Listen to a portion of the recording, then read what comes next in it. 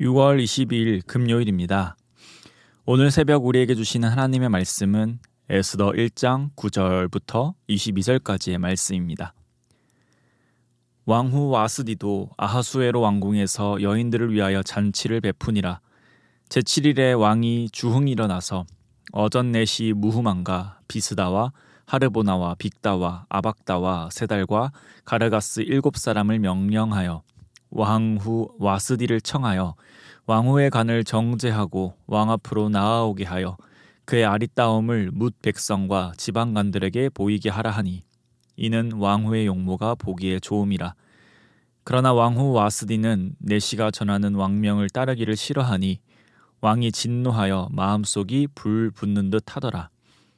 왕이 사례를 아는 현자들에게 묻되 왕이 규례와 법률을 아는 자에게 묻는 전례가 있는데 그때 왕에게 가까이 하여 왕의 기색을 살피며 나라 첫 자리에 앉은 자는 바사와 메대의 7지방관 곧 가르스나와 세달과 아드마다와 다시스와 메레스와 마르스나와 무무가니라.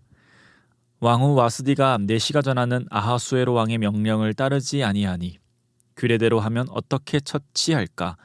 무무간이 왕과 지방관 앞에서 대답하여 이르되 왕후 와스디가 왕에게만 잘못했을 뿐 아니라 아하수에로 왕의 각 지방의 관리들과 뭇 백성에게도 잘못하였나이다. 아하수에로 왕이 명령하여 왕후 와스디를 청하여도 오지 아니하였다 하는 왕후의 행위의 소문이 모든 여인들에게 전파되면 그들도 그들의 남편을 멸시할 것인즉 오늘이라도 바사와 메대의 귀부인들이 왕후의 행위를 듣고 왕의 모든 지방관들에게 그렇게 말하리니 멸시와 분노가 많이 일어나리이다. 왕이 만일 좋게 여기실진데 와스디가 다시는 왕 앞에 오지 못하게 하는 조서를 내리되 바사와 메대의 법률에 기록하여 병개함이 없게 하고 그 왕후의 자리를 그보다 나은 사람에게 주소서. 왕의 조서가 이 광대한 전국에 반포되면 귀천을 막론하고 모든 여인들이 그들의 남편을 존경하리이다 하니라. 왕과 지방관들이 그 말을 옳게 여긴지라 왕이 무무간의 말대로 행하여 각 지방 각 백성의 문자와 언어로 모든 지방에 조서를 내려 이르기를 남편이 자기의 집을 주관하게 하고 자기 민족의 언어로 말하게 하라. 아멘.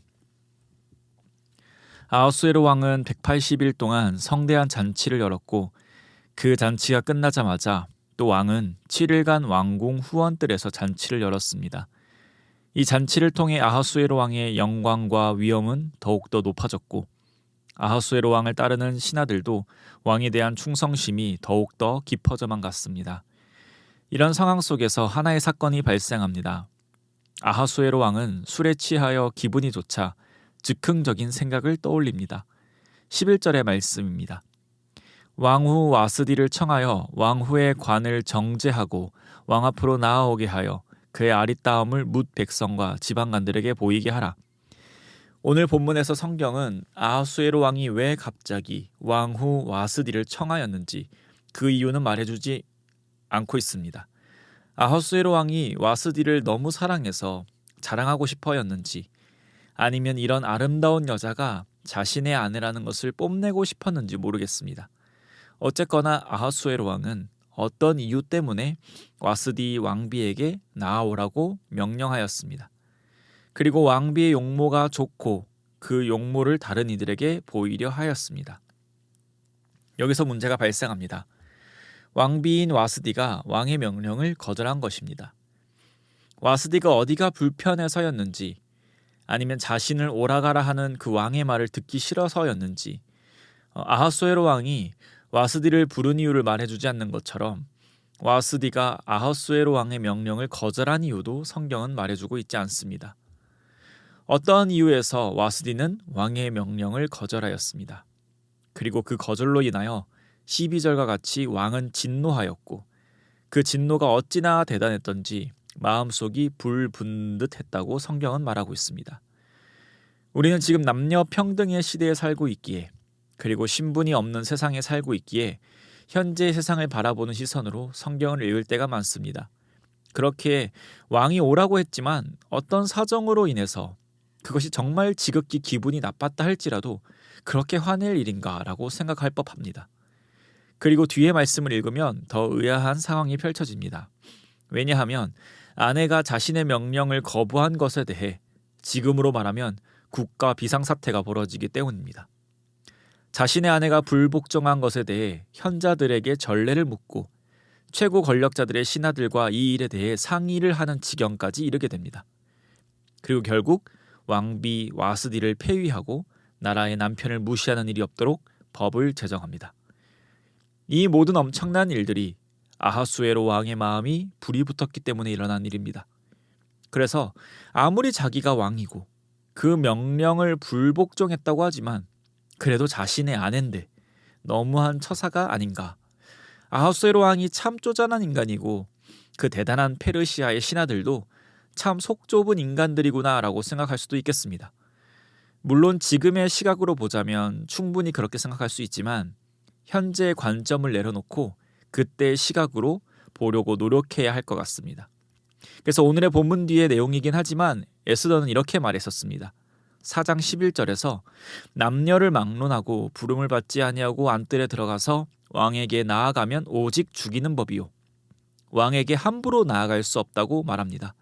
부부고 왕비지만 왕의 허락 없이 왕에게 나가면 목숨을 잃을 수도 있다고 합니다. 오늘날의 사고로는 이해가 안 되지만 그 당시의 상식은 이것입니다. 그렇기 때문에 아무리 왕비라도 왕의 명령에 자유로운 존재가 아니라는 것을 우리는 알 수 있습니다. 그렇기에 와스비가 아하수에로의 명령을 어긴 것은 큰 죄인 것입니다. 또한 이것은 무무간의 해석처럼 왕을 업신여긴 것입니다. 무무간은 17절에서 이 일로 인해 여인들이 남편을 무시할 것이 문제된다고 이야기합니다. 그렇게 아하수에로 왕은 그 많은 신하들 앞에서 왕으로서 체면을 구겼고 남편으로서 아내에게 멸시를 당한 것입니다. 그렇기 때문에 왕비 와스비의 행동은 고대 페르시아에서 충분히 왕의 심기를 거스릴 만한 행동이었습니다. 와스비의 행동과 아하수에로 왕의 인격 그리고 무무간과 다른 지방관들이 만나 이런 사건이 발생했습니다. 그러면 이제 우리의 의문은 이것입니다. 왜 에스더에서는 이런 사건을 다루고 있는가 말입니다. 이스라엘도 아니고 유다도 아닌 전혀 상관없는 것 같은 그 아하수에로 왕과 그 페르시아에서 일어났던 일에 대해 왜 성경은 말하고 있는가를 우리는 질문해 볼 수 있습니다. 그것은 이미 우리가 알고 있는 에스더 내용을 전체적으로 보면 알 수 있습니다. 이 와스비가 폐위되었기에 에스더가 왕후가 될 수 있는 기회가 생겼습니다. 또 에스더가 왕후가 되었기 때문에 유대인은 멸망할 뻔했지만 살아남을 수 있었습니다. 그러니 오늘 이 에스더의 말씀을 통해서 우리가 깨닫는 것은 하나님은 온 만물의 주인이시며 하나님은 역사의 주인이라는 사실입니다. 그 당시의 문화와 욱하는 성격의 아하수에로 왕과 또 왜 그랬는지 모르지만 반항한 와스비 그리고 왕비를 폐위한 결정을 내린 신하들 그 모든 것을 하나님은 사용하셔서 하나님의 선하신 뜻대로 역사를 이루어 가십니다. 사람의 생각대로 역사가 흘러가고 사람의 선택으로 모든 것이 결정지어지는 것 같지만 역사는 하나님의 계획대로 흘러가고 하나님의 주권 아래에 역사는 놓여 있습니다. 그렇다면 우리는 어떠합니까? 우리의 인생은 우리의 것이 아님을 우린 잘 알고 있습니다. 왜냐하면 우리의 뜻대로 안 되기 때문입니다. 내가 주인이라고 하면 그것을 내 뜻대로 의지대로 통제할 수 있어야 합니다. 그러나 우리의 인생은 우리의 뜻대로 의지대로 통제할 수 없습니다. 이것을 깨닫지 못한 사람들은 어리석게도 자신의 인생이 자신의 것인 줄 알고 살아갑니다. 몇몇 사람들은 인생이 자신의 것이 아니라는 귀중한 깨달음을 얻습니다. 그래서 인생을 운이라고 합니다. 노력도 필요하지만 운이 몹시 중요하다고 말합니다. 그러나 그리스도를 믿는 우리는 운을 믿지 않습니다. 우리는 운이 아니라 하나님을 믿습니다. 우리의 삶에 있어서 결과는 대부분 우리의 선택에 의해 주어집니다. 내가 실수하여 넘어졌기 때문에 발이 부러지고 내가 몸에 안 좋은 음식을 먹고 운동을 안 하기 때문에 살이 찝니다. 그것은 내 선택으로 인한 결과입니다. 그러나 그 모든 선택과 생각을 사용하셔서 하나님은 우리를 선한 길로 인도하십니다. 우리 모두는 하나님의 작정하심과 섭리 아래에 있습니다. 에스더가 살았던 그 당시 강대국의 페르시아도 하나님의 섭리 아래에 있었습니다. 다니엘이 본 세계를 좌지우지하는 것 같은 나라들도 하나님의 계획하심 아래에 있을 뿐입니다. 그렇기에 우리는 나의 삶의 목적이 무엇인가를 고민해야 합니다. 또 우리는 어떻게 살 것인가 고민해야 합니다. 인생의 나의 것이라는 것을 내려놓고 하나님이 나의 주인 되심을 고백해야 합니다. 그렇게 나의 삶의 목적은 하나님을 사랑하고 이웃을 사랑하는 것이어야 합니다. 그래서 오늘 우리는 하나님을 사랑하고 이웃을 사랑하며 살아야 합니다. 그것이 우리가 삶을 대하는 태도이고 그것이 우리가 삶을 살아가야 하는 목적입니다. 사랑하는 성도님, 모든 것의 주인 되시는 하나님께서 우리의 주인 되시기에 오늘 하루도 감사와 기쁨으로 살아가기를 소망합니다.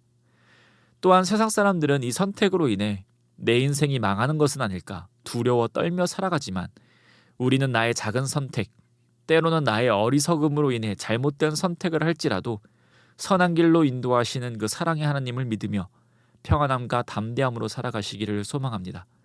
마지막으로 우리에게 원하시는 것을 분명히 깨달아 오늘 하루도 그 어느 날보다 더욱 하나님을 사랑하며 이웃을 사랑하며 살아가는 오늘 하루가 되시기를 축복합니다. 기도드리겠습니다. 하나님 아버지 감사합니다. 오늘도 우리가 은혜 안에서 믿음으로 살아가게 하시니 감사드립니다.